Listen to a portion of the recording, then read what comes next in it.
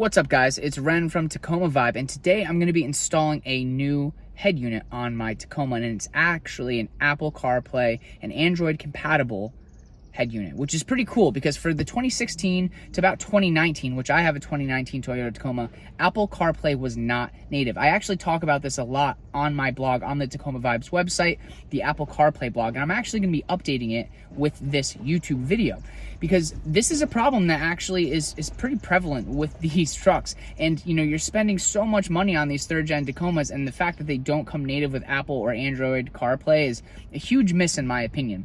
And after I had just purchased my 2019, I was totally bummed out to find that I did not have Apple CarPlay. So I went on this journey, this rabbit hole of trying to find solutions for both myself and for the Toyota community, the Tacoma community specifically, because, you know, it's a vibe. And I couldn't find anything. And I found this Car ABC, basically, unit, which I speak about in the Tacoma Vibes blog on Apple CarPlay. And it is an option. It's good, but I rated it a 7 out of 10. I also posted some stuff about this on Instagram and TikTok, and it went really well, and people were really stoked about it, but it still wasn't hitting all of the notes that it needed to, at least in my opinion, as someone who goes on a lot of road trips and really enjoys having everything just succinctly and cohesively working. So today I'm going to be installing a new head unit. I'm going to show you which one. Let's get after it. All right, so I might be partially off camera as I'm looking at the Dasaita head unit. As you can see, there's a little bit of chrome, and I have the Miso Customs blackout air ventilator chrome kit. So I'm basically going to take those off. The existing head unit in the Tacoma are off the air ventilators, and then try and toss these on because it looks like you take the chrome off. I do not like chrome. Maybe whoever is watching this does.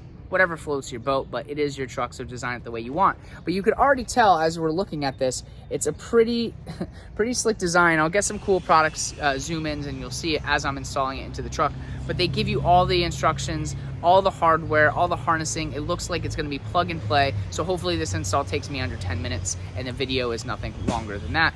All right, this probably comes as no surprise, but the first step is going to be removing the stock head unit. So that's pretty simple. It's a plastic piece that you pull off, and I think it's 4 12-millimeter bolts. So you just pop those out and you pull that out. I'm going to be pulling out the Car ABC head unit, so that's going to be a little different for some people who don't have that. And again, that's the original solution I found for the Apple CarPlay and Android CarPlay in the Tacoma.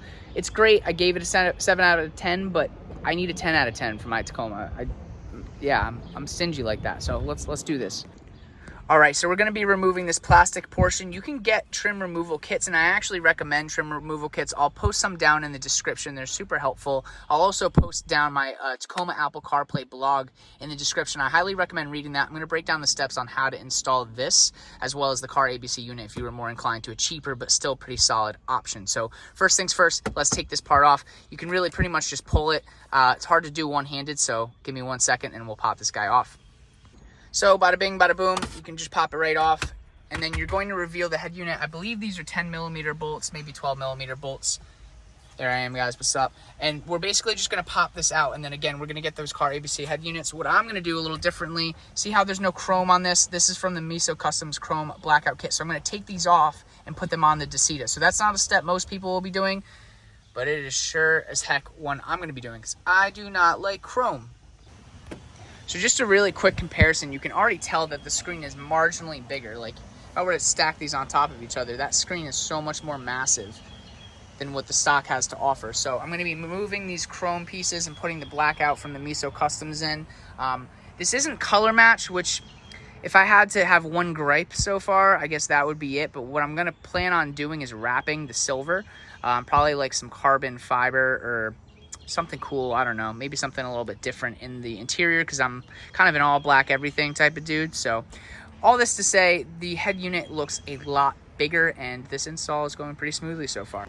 So if you are going to remove the chrome, you can see these little like tabs here for the ventilators on the outside. So all you're going to do is push those down and slowly remove them. You might crack some of the tabs. If you're not worried about that, like I'm not, then just push them out and then we'll put in the black Miso Custom ones or whatever blackout kits you might have used for your Tacoma. But again, you can already tell this looks so plug and play. The screen is just massive. I'm so stoked.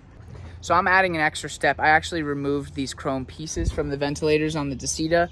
I don't like chrome, and I just tried to do the Miso Customs blackout kits and try and transfer that from the stock head unit from the air ventilators to this, and they don't fit. So I'm going to get some sandpaper, just sand these down a little bit, and then use some matte black spray paint. Let them dry. It's super warm out in Connecticut today, so hopefully this won't take too much longer, and then I can start kind of dissecting how we're going to put this together. But that is a little bit of a miss in my opinion. It'd be cool if these were compatible with existing blackout kits, but again, we're getting a much bigger screen, so I don't think that's something that's easily accommodated. But as someone who just really dislikes chrome, had to do this. So next step is to remove the 4 10mm bolts. Pretty simple. Toss it in.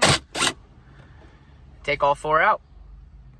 So this part's going to be a little different for me than it will be for others because, like I said, I have that car ABC unit in. So when I pull this out, you're probably going to see that kind of populating in there. You can see the wiring harness that's connected. I'll try and get a better view.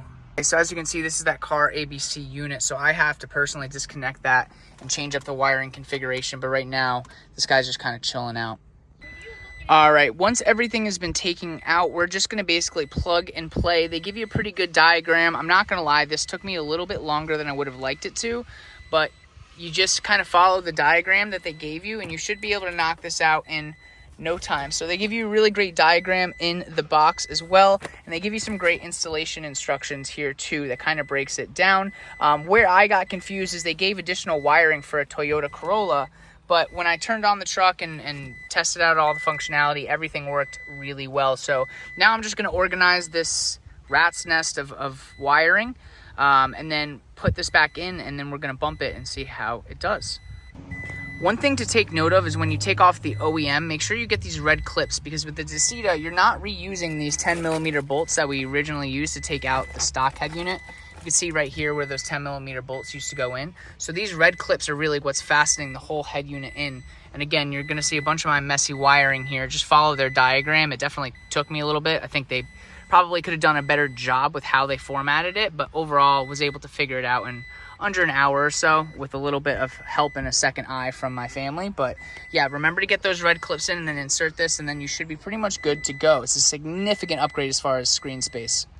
All right, so this is just a quick dry fit.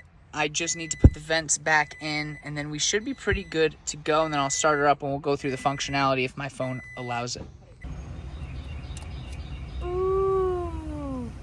Ah. She's sexy. All right, so the Dasaita head unit has been installed, and I've been playing around with the CarPlay functionality. One of the things I mentioned in my blog, as in past content that I've put out, is the ability to use OnX Off-Road. I am by no way affiliated by OnX or with OnX Off-Road, but I'm a big fan of their platform. So the ability to use OnX Off-Road while you're in the CarPlay portion of the Dasaita is great. You also have access to a lot of the features that I mentioned on the CarPlay ABC unit that, a lot cheaper than Dasaita, but as far as quality and just screen quality, and there's very little to no lag with this compared to the prior iteration that I've posted about. So overall, this is pretty solid so far. I still have a lot to kind of play with. This is their more or less their main unit. What I thought was really cool as I went into their settings, there's a lot of different opportunities here to change things up, whether it's the display, the wallpaper, all this stuff is really cool. And I believe you can even mess with just the different sounds in the amplifier section. So this is pretty awesome. I have it set to voice. I can already notice a difference between the stock head unit and this head unit as far as sound quality and the ability to mess with it. So far, so good. Everything came together pretty nicely. I'll be honest and say that the wiring was tougher for me than I would have liked it to be. I'm also just not great with wiring, but we got it done in under an hour.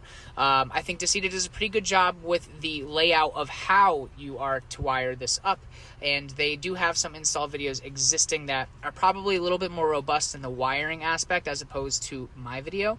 But nonetheless, really cool system so far. I have a couple road trips coming up that I'm going to be, posting about a lot, and excited to kind of showcase how I think this is going to be useful.